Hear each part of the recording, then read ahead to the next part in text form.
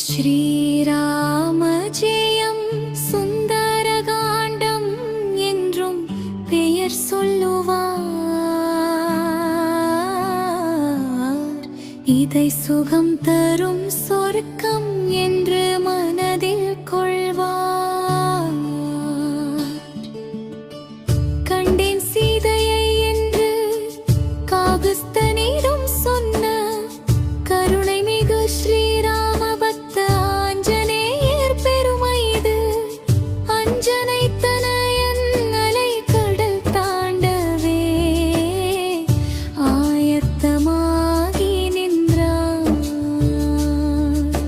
இராம பாணம் போல் ராட்சசர் மனை நோக்கி இராஜகம்பீரத்தோடு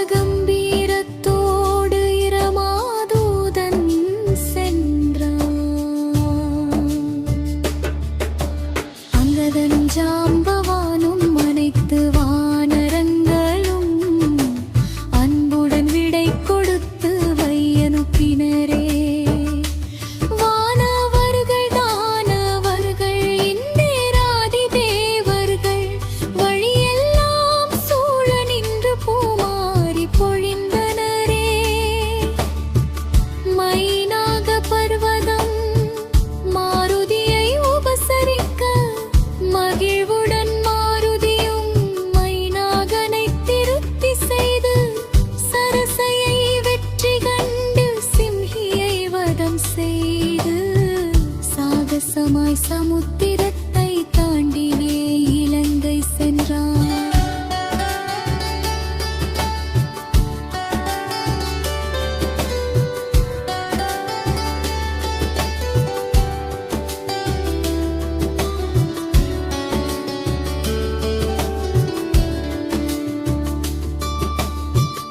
இடக்காக பேசிய இலங்கையின் தேவதையை இடக்கையால் தண்டித்தவன் இதயத்தை கலக்கினார்.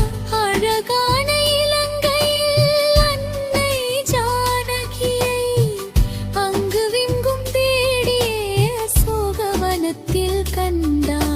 சுசுபா மரத்தடியில் ஸ்ரீராமனை தியானம் செய்யும் சீதா பிராட்டியைக் கண்டு சித்தம் கலங்கினார். ராவணன் வெகுண்டிட ராட்சசியர் அரண்டிட வைதேகி கலங்கிட வந்தான் துயர் துடைக்க. கணையாழி கொடுத்து ஜெயராமன் சரிதம் சொல்ல